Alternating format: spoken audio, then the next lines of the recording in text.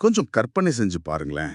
நீங்க தொடர்ந்து பார்க்குற ஒரு நகைச்சுவை கலைஞர் அரசாங்கத்தை விமர்சிச்சு ஒரு வீடியோவை வெளியிடுறார். ம். நீங்க அந்த வீடியோவை முழுசா பார்த்து முடிக்கிறதுக்குள்ள, அதாவது வெறும் 3 மணி நேரத்துக்குள்ள அந்த வீடியோ இணையத்துல இருந்தே மொத்தமா மாயமாயிடுது. எந்த நீதிமன்ற உத்தரவும் இல்லாம சும்மா ஒரு அதிகாரியோட ஒரு சின்ன கிளிக் மூலியமா அது முடக்கப்படுது. கரெக்ட். அது மட்டும் இல்லாம அதே நேரத்துல மத்திய கிழக்கு நாடுகள்ல நடக்கிற ஒரு போரினால நீங்க தினமும் வண்டிக்கு போடுற பெட்ரோல் விலை அப்படி வென்னு தொடுது. ஆமா. இதற்கிடையில உங்க சொந்த ஊர்ல ஒருத்தர் தான் யார், தன்னோட பாலின அடையாளம் என்ன அப்படிங்கறத நிரூபிக்கிறதுக்காக அரசாங்கத்தோட ஒரு மருத்துவ குழு முன்னாடி போய் நிக்க வேண்டிய கட்டாயம் வருது.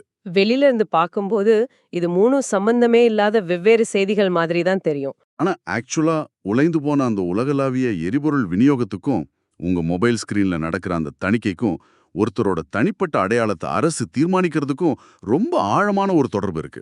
நிச்சயமா. இந்த ஆழமான அலசலுக்கு உங்களை வரவேற்கிறோம். இன்னைக்கு நாம நிறைய தரவுகள்ல இருந்து எடுக்கப்பட்ட மிக முக்கியமான தகவல்களை ஒருங்கிணைச்சு உங்களுக்காகவே அலச போறோம். உலகளாவிய வர்த்தக நெருக்கடி, இந்தியாவின் அணுசக்தி எதிர்காலம், பிரதமரின் பதவிக்காலம், டிஜிட்டல் தணிக்கை, அப்புறம் திருநங்கைகளின் உரிமைகள், இப்படி 5 வித்தியாசமான விஷயங்கள் எப்படி ஒன்னோட ஒன்னு இணைஞ்சிருக்குன்னு பார்க்க போறோம். சரி, இது கொஞ்சம் விரிவா பார்ப்போம். இன்னைக்கு நாம பேச போற விஷயங்கள் உங்களை சுற்றியுள்ள உலகம் எப்படி இயங்குது அப்படிங்கறத பத்தி ஒரு பெரிய ஆஹா தருணத்தை உங்களுக்கு கண்டிப்பா கொடுக்கும்.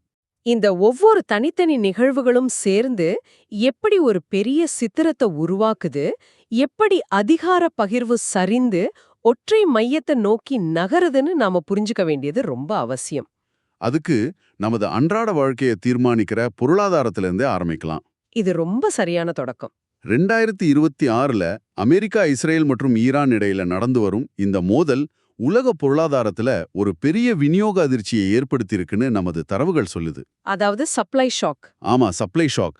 இதனால பெட்ரோலியம், எரிவாயு, எல்பிஜி விநியோகம் எல்லாம் கடுமையா பாதிக்கப்பட்டிருக்கு. இதோட நேரடி விளைவு தான் தேக்க வீக்கம். ஆங்கிலத்துல ஸ்டாக்ஃப்ளேஷன் அப்படின்னு சொல்வாங்க. இது பொருளாதார வளர்ச்சி ரொம்ப குறைவாவும் பணவீக்கம் ரொம்ப அதிகமாவும் இருக்கிற மிக மோசமான ஒரு நிலை. இதை நான் இப்படி புரிஞ்சுக்கலாமா? இப்போ ஒரு கார் ஓட்டும்போது ஹேண்ட் பிரேக்கை போட்டுக்கிட்டே ஆக்சிலரேட்டரை முழு பலத்தோட அழுத்துற மாதிரி இருக்கு. வண்டி ஒரு அங்குலம் கூட நகராது, ஆனா எரிபொருள் மட்டும் வேகமா வீணாகும். ரொம்ப அற்புதமான ஒப்புமை.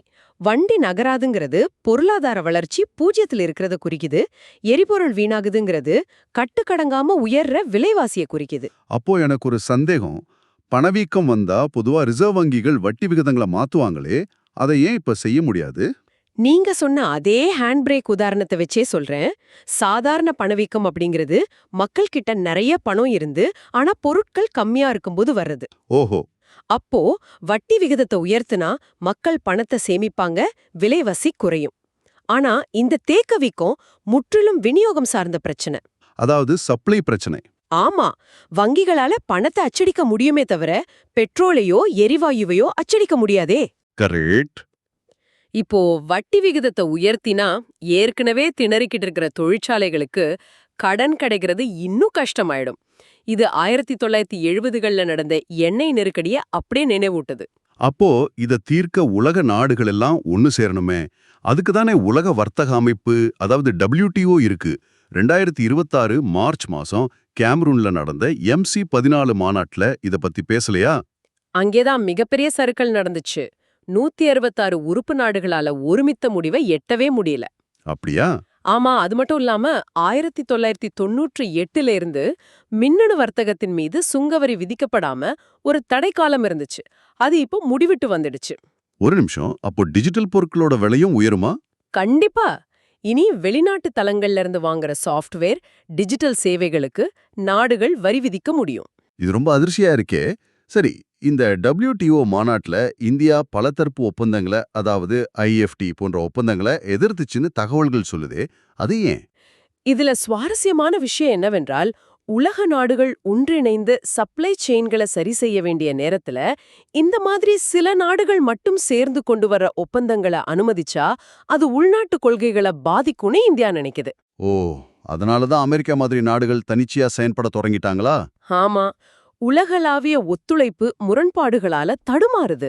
இப்போ உலகளாவிய எரிபொருள் சங்கிலி இவ்ளோ மோசமா பாதிக்கப்படும் போது இந்தியா தனக்கான நிரந்தர ஆற்றலை, அதாவது பேஸ்லோட் பவரை சொந்தமா உருவாக்க வேண்டிய கட்டாயத்துல இருக்கு இல்லையா?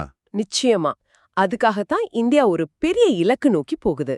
2047க்குள் வளர்ந்த நாடாகவும் 2070க்குள் நெட் ஜீரோ இலக்கை அடையவும் இந்தியா 100 கிகாவாட் அணுசக்தி திறனை எட்ட திட்டமிட்டிருக்கு.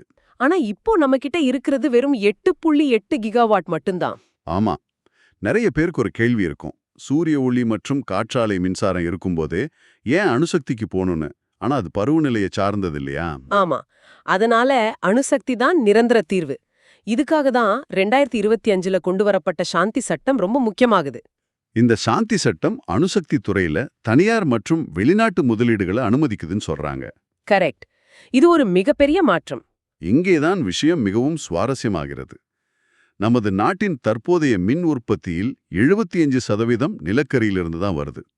அணுசக்தி வெறும் 3% தான். உண்மைதான். அது மட்டும் இல்லாம இந்தியாவோட சொந்த 700 மெகாவாட் உலைகளை அமைக்க மெகாவாட்டுக்கு $2 மில்லியன் மட்டுமே செலவாகுது. ஆமா, BHWR உலைகள். ஆனா பிரான்ஸ் மற்றும் அமெரிக்க டிசைன்களான ஜெய்தாப்பூர், மிதி விருதி திட்டங்கள் $5 மில்லியன் வரை செலவாகுது.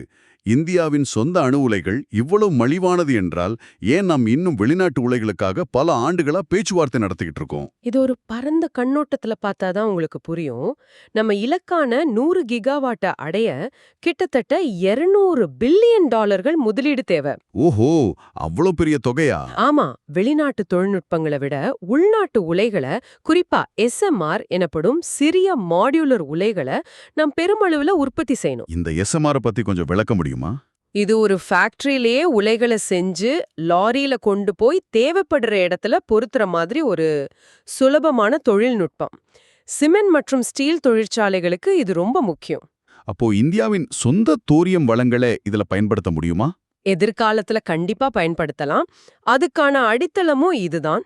சரி, இப்போ $200 பில்லியன் முதலீடு செஞ்சு நாட்டின் ஒட்டுமொத்த உள்கட்டமைப்பை மாற்றுவதற்கு ஒரு நிலையான மற்றும் வலுவான தலைமை தேவைப்படுது.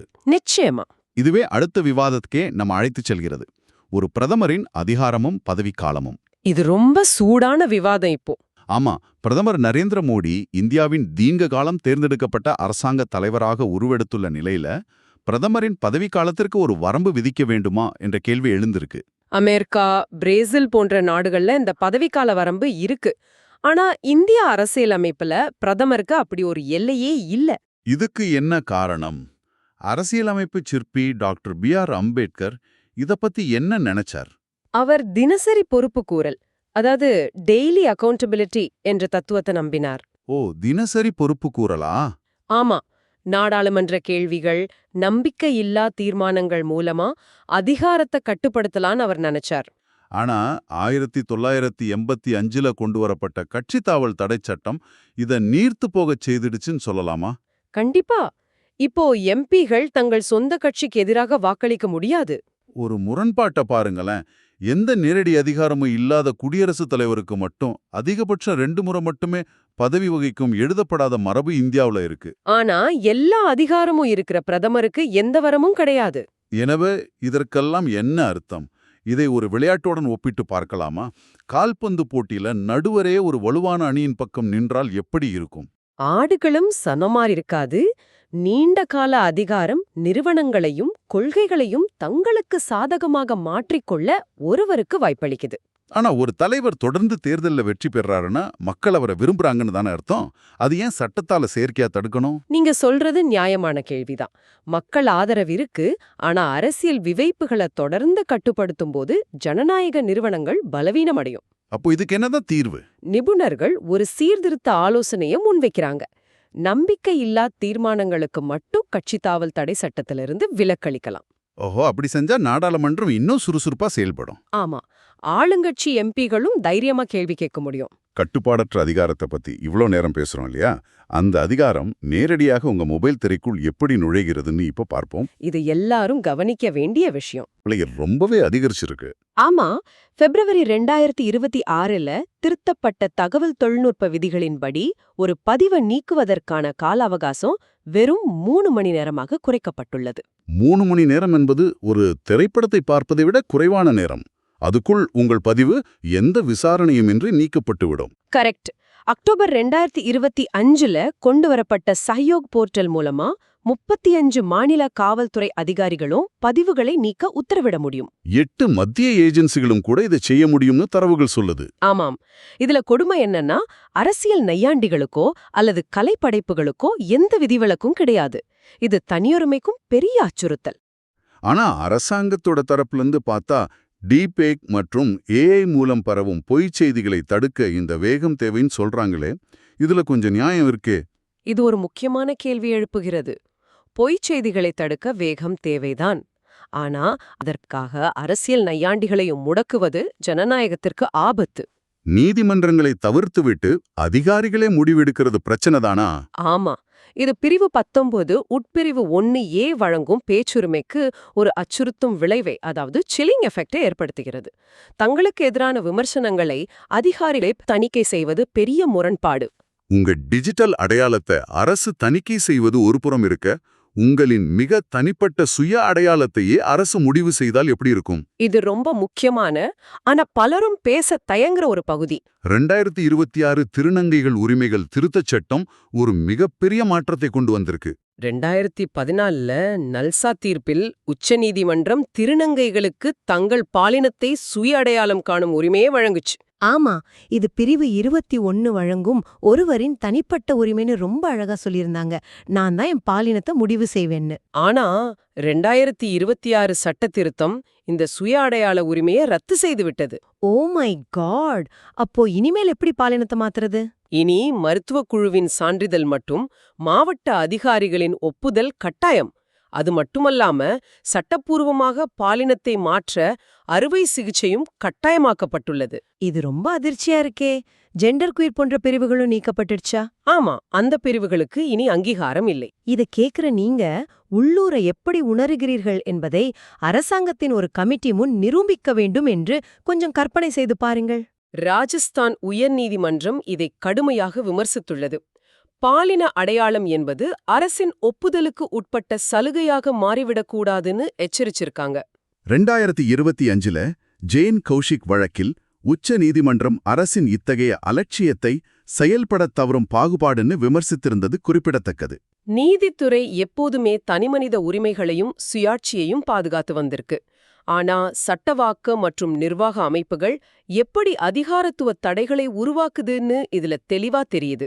ஒருத்தரோட அடிப்படை கண்ணியத்தையே கேள்விக்குறியாக்குறது ரொம்பவே வருத்தமான ஒரு விஷயம். கண்டிப்பா. இன்னைக்கு நாம உலகளாவிய பொருளாதாரம் மற்றும் சரிந்துவரும் சர்வதேச வர்த்தக அமைப்புல தொடங்கி இந்தியாவின் மாபெரும் அணுசக்தி இலக்குகள் பற்றி பேசணும். அப்புறம் பிரதமரின் வரம்பற்ற அதிகார விவாதங்கள் பற்றியும் பார்த்தோம். 3 மணி நேரத்திற்குள் நடக்கும் இணைய தணிக்கைகள் மற்றும் ஒருவரின் சொந்த அடையாளத்தை அரசு தீர்மானிக்கும் திருநங்கைகள் சட்டம் வரை ரொம்ப ஆழமா பயணித்துள்ளோம். இவை ஒவ்வொன்றும் தனித்தனி செய்திகள் அல்ல. கரெக்ட். இவை அனைத்தும் அதிகாரம் எவ்வாறு குவிக்கப்படுகிறது மற்றும் அது சாமானியர்களின் வாழ்க்கையை, அதாவது உங்கள் வாழ்க்கையை எப்படி மாற்றி அமைக்கிறது என்பதற்கான நேரடி சான்றுகள். விடைபெறுவதற்கு முன் நீங்க சிந்திக்க ஒரு புதிய கேள்வியை வைக்க விரும்புறேன். சொல்லுங்க. டீபேக் மற்றும் ஏஐ தொழில்நுட்பத்தை காரணம் காட்டி அரசு உங்கள் டிஜிட்டல் உரிமைகளை 3 மணி நேரத்துல தணிக்கை செய்ய முடியும்னா, எதிர்காலத்துல இதே ஏஐ தொழில்நுட்பத்தை பயன்படுத்தி அரசாங்கம் மனிதர்களின் மனநிலையையோ, அவர்களின் உண்மையான பாலின அடையாளத்தையோ அல்லது அவர்களின் அரசியல் விசுவாசத்தையோ நேரடியாக அளவிடத் தொடங்கினால் என்ன ஆகும்? ரொம்ப ஆழமான கேள்வி இது. இந்த தொழில்நுட்ப வளர்ச்சியும் வரம்பற்ற அதிகாரமும் சேர்ந்தால் தனிமனித சுதந்திரம் எங்கே போய் நிற்கும்? இதை நீங்களே சற்று சிந்தித்துப் பாருங்கள். தொடர்ந்து எங்களுடன் இணைந்திருங்கள். அடுத்த உரையாடலில் சந்திப்போம்.